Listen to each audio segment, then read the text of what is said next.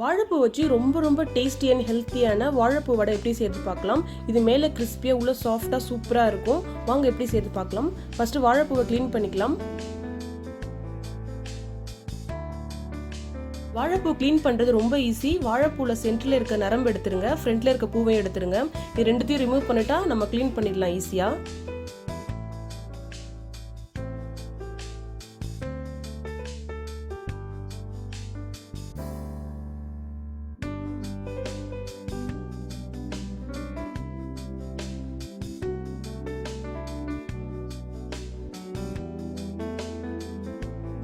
எல்லா பூவையும் க்ளீன் பண்ணிவிட்டு ஒரு பவுலில் எடுத்துக்கலாம்.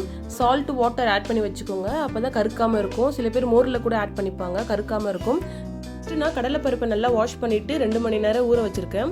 2 மணி நேரம் ஆனதுக்கப்புறம் ஒரு மிக்ஸி ஜாரில் வாட்டரில் ஃபில்டர் பண்ணி எடுத்துக்கோங்க. நான் அரைக்கிறதுக்கு முன்னாடி ஒரு கைப்பிடி கடலைப்பருப்பு எடுத்து வச்சுருக்கேன், லாஸ்ட்டாக மிக்ஸ் பண்ணிக்கலாம்.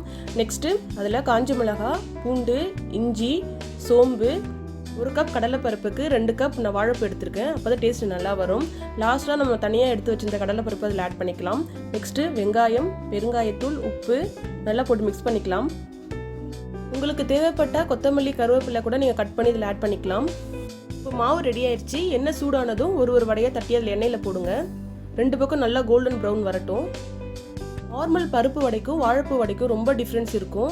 கலர் உங்களுக்கு பார்த்தாவே தெரியும், நல்லா டார்க் ப்ரௌன் கலரில் வரும். இந்த ஸ்டேஜில் எடுத்துடலாம். பாருங்கள், சூப்பரான வாழைப்பூ வடை ரெடி ஆயிடுச்சு. மேலே கிறிஸ்பியாக உள்ள சாஃப்டாக சூப்பராக இருக்கும். நீங்களும் உங்கள் வீட்டில் ட்ரை பண்ணி பாருங்கள், கண்டிப்பாக பிடிக்கும். இது மாதிரி சூப்பரான ரெசிபிக்கு என்னோட சேனலில் ஃபாலோ பண்ணுங்கள். தேங்க்யூ ஃபார் வாட்சிங். இன்னொரு வீடியோவில் பார்க்கலாம். Bye bye.